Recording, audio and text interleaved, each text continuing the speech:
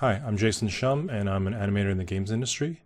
I've recently created a set of video tutorials that is 38 hours long of lectures and demos of how I animate combat, walks and runs, hit reacts and deaths, traversals and jumps, and I go from idea, first pass stage, all the way to final polish animation. This is a quick video on how I create key poses for combat and jumps. Hopefully you'll find some of these tips useful. I get more into these methods in my longer tutorials, and you can find them along with feedback review classes that I teach animators at jasonshum.com or on the Gumroad link here. Okay, thanks for watching, and let's go. Okay, so key poses for combat and jumps. Let's get started with the jump example. This is just a traversal animation that I made to try to hit a certain style and to go over, how I handle jumps and traversals. When we talk about key poses, there's a general understanding that key poses you tend to use certain principles like silhouette, line of action, weight and balance to kind of achieve appealing key poses. What I'm talking about in this video is more about a principle or method of planning your key poses out for the jump. I'll create some videos later on to talk about like silhouettes and line of action and stuff like that, but what I want to talk about is the specific poses that I use for a jump, which in this case is idle, anticipation, takeoff, in air, landing, and settle. Those are just names I gave it, but they're basically 6 poses. And I'll get into kind of explaining them. Let me just kind of show an animation here without the camera movement, just so it's a little bit more clear. And I'm going to basically color code these, and I'll show a little trail here of which keys are which, so you can kind of match them up there. So it's still moving pretty fast, but if I actually just kind of like frame by frame through some of this stuff to talk about, which one is which specifically, right? You can see they're bolded on the left-hand side. Let's go back to this one right here, anticipation, okay? So generally when you're in an, why I'm starting with this one is because this example right here is probably the most straightforward jump I have in this whole animation. Usually you're starting with an idle animation, and then you go into an anticipation pose like this, where you're kind of crouching down and kind of getting ready to do the jump. And then the takeoff pose is the pose that I use that basically is the very last frame that any body part is touching the surface, right? Whether it's your hands or your feet, usually it's your feet. And the reason why I love this pose is because it kind of shows all the energy transferring, right? All the energy from the body is like pushing off the ground to create kind of a stretch pose. And it's a nice contrast to go from my anticipation into my takeoff. And from there, this is kind of the same principle as a bouncing ball, right? I hit an in-air pose. I usually actually hit 2 in-air poses. So both of these are in-air poses where they kind of do the moving hold, kind of like a bouncing ball, and allows me to hit a certain pose and then hit another pose. So it feels more dynamic when you're in the air, whether it's your feet going up or anything like that.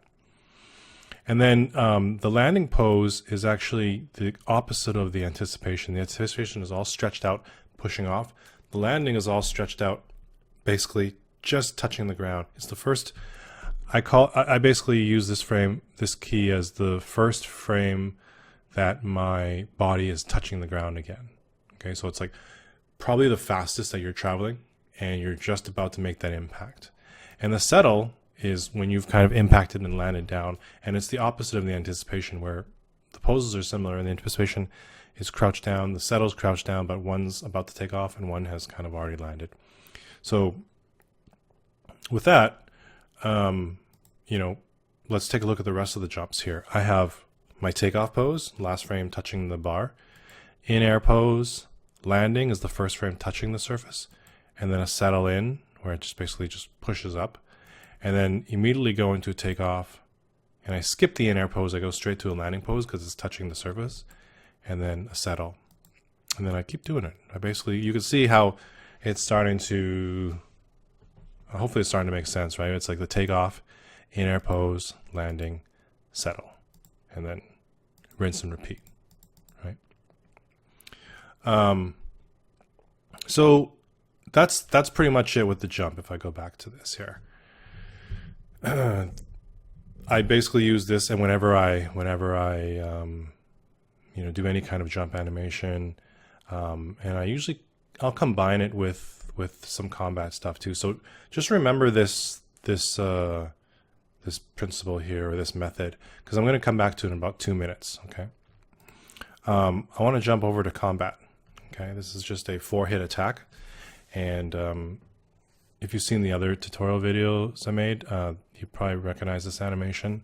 4-hit attack, and that means there's 4 different methods, or the same method 4 different times, right? And let's kind of go over what those key poses are for the combat. In this case, it's just idle, anticipation, hit, and the settle follow through.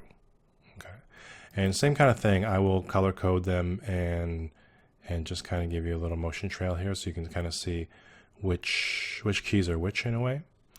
To keep it simple, let's break down the first attack.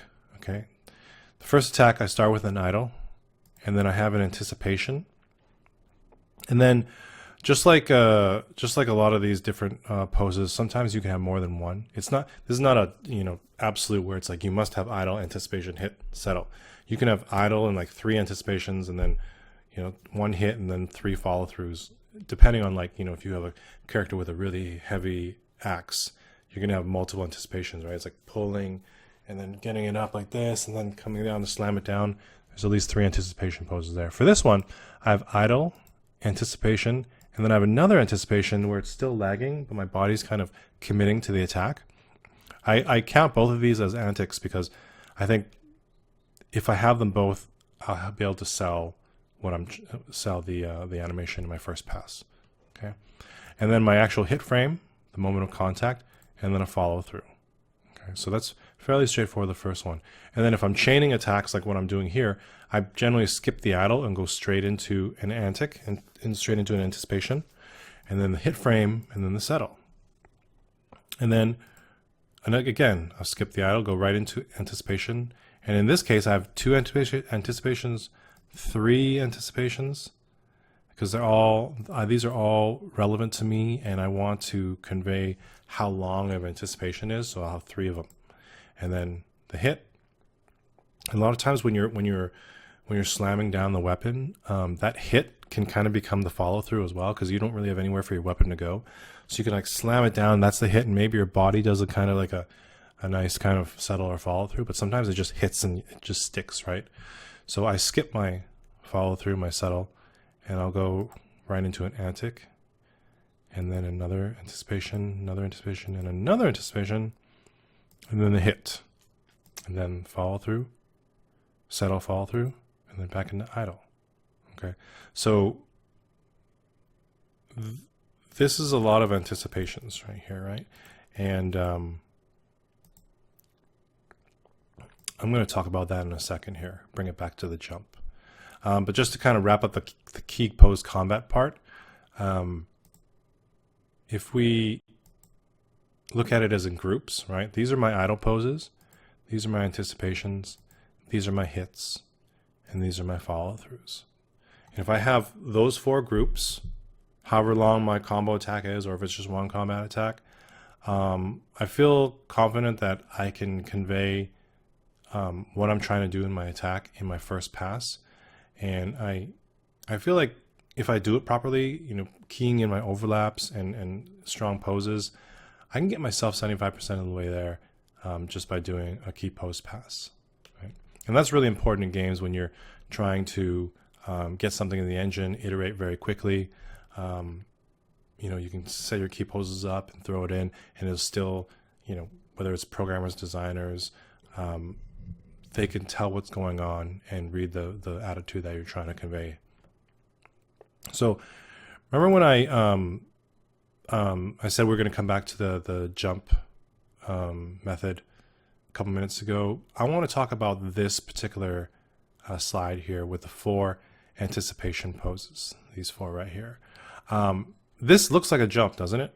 It's pretty much a jump, but it's in a combat animation. So this is where I start to do things like combining both of these methods together, where if I just draw something here, I'll take, this is a combat, but I'll take the method of the jump here and use it the same kind of way, where this pose here is supposed to be anticipation. It's also a takeoff. It's also not this one. It's also a takeoff pose. So this is my takeoff pose here, and then I have 2 in-air poses right here and here, and then I have a landing right here and here. And you could almost say that my hit is the settle. So you can look at it many different ways. You can look at it through the key pose method, or the combat method of key poses, or you can look at this as the jump method in key poses. And I do that a lot. Anytime I have really kind of crazy stylish attacks where I'm jumping in the air and flipping around, I'll kind of use my jump pose keys and also my combat keys and kind of mix them together in a way. Hopefully that makes sense. Yeah, that's it. Thanks.